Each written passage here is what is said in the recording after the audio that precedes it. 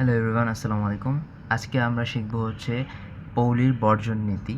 এটা হইতেছে কেমিস্ট্রির একটা খুবই কোর একটা কনসেপ্ট। এটা মূলত এই কনসেপ্টের মাধ্যমে বোঝানো হয় যে একটা আহ, পরমাণুর মধ্যে ইলেকট্রন কোন জায়গায় অবস্থান করে। এটা হচ্ছে একটা বেসিক ধারণা। ইলেকট্রন কোন জায়গায় অবস্থান করে সেটা জানার জন্য আমাদের অরবিটাল আছে, অরবিটাল ভেতরকার আরও অনেক কাহিনী আছে, কিন্তু একটা বেসিক ধারণা দেওয়ার জন্য পৌলির বর্জন নীতিটা আর কি আবিষ্কার হয়েছে। সো এই নীতিটা শেখা ইম্পর্ট্যান্ট, কারণ হইতেছে আমরা ইলেকট্রনটা কোথায় আছে এটার একটা বেসিক অবস্থান, একদম বেসিক ধারণাটা পাবো। সো উদাহরণ হিসেবে আমরা ধরি হচ্ছে হিলিয়ামের হচ্ছে দুইটা পরমাণু আছে, দুইটা ইলেকট্রন আছে, দুইটা ইলেকট্রন। এই পৌলির বর্জন নীতি মূলত বলে যে কোনো একটা একই পরমাণুর যে একাধিক ইলেকট্রনের মধ্যে যে কোনো দুইটা ইলেকট্রনের চারটা যে কোয়ান্টাম সংখ্যা আছে, প্রধান কোয়ান্টাম সংখ্যা, সহকারী কোয়ান্টাম সংখ্যা, ম্যাগনেটিক কোয়ান্টাম সংখ্যা, আর একটা যে স্পিন সংখ্যা, টোটাল মিলে যে চারটা কোয়ান্টাম সংখ্যা আছে, সেই চারটা কোয়ান্টাম সংখ্যা কখনোই একই পরমাণু দুইটা ইলেকট্রনে কখনোই সেম হইতে পারে না। অন্তত একটা হলেও ডিফারেন্স থাকবে। সো এটাই হইতেছে পৌলির বর্জনীতি।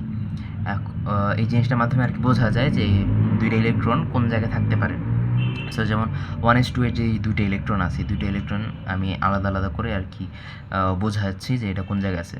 সো এন এর প্রধান কোয়ান্টাম সংখ্যা হইতেছে 1, যেহেতু 1 নম্বর শক্তি স্তরে আছে।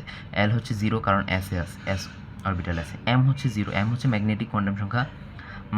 -L থেকে +L পর্যন্ত অনেকগুলা ম্যাগনেটিক কোয়ান্টাম সংখ্যা থাকে, যেহেতু এখানে এল এর মান 0, এই কারণে এম এর মানও 0, আর এস এর মান কি জাস্ট একটা +12, অর্থাৎ পজিটিভ স্পিনে আছে। সো আরেকটা যে ইলেকট্রন সেটাও কিন্তু N1, L0, M0, এই দুইটা ইলেকট্রনের ক্ষেত্রে তিনটা কোয়ান্টাম সংখ্যা কিন্তু হুবহু সেম, বাট 4 নম্বর কোয়ান্টাম সংখ্যা, স্পিন কোয়ান্টাম সংখ্যা দেখবা যে এটা হচ্ছে -12 বলতে বোঝায় আগের যে ইলেকট্রন সেটা যেই অবস্থানে ছিল তার বিপরীত অবস্থানে। আগেরটা যদি এইভাবে উপরে থাকে তাহলে পরেরটা হচ্ছে নিচে থাকবে। এটারে যদি আমি +12 ধরি তাহলে এটা হবে -12, আবার ভাইস ভার্সা। এটারে যদি -12 ধরি এটা হবে +12, অর্থাৎ যেই প্রথমটা আর কি, মানে +12 দ্বারা -12 এগুলো দ্বারা বোঝানো হয় যে একটা অবস্থানে আছে, তো -12 কি ওটা বিপরীত অবস্থানে আছে, এটাই আর কি বোঝানো হয়। সো দেখতেছি আমরা একই পরমাণুর দুইটা ইলেকট্রনে চারটা কোয়ান্টাম সংখ্যা কিন্তু হুবহু সেম না, এর মধ্যে তিনটা সেম হলেও একটা হইলেও ডিফারেন্স থাকবে। সো আমরা পাই গেছি একটা ডিফারেন্স এস, অর্থাৎ স্পিন কোয়ান্টাম সংখ্যায় ডিফারেন্স আছে।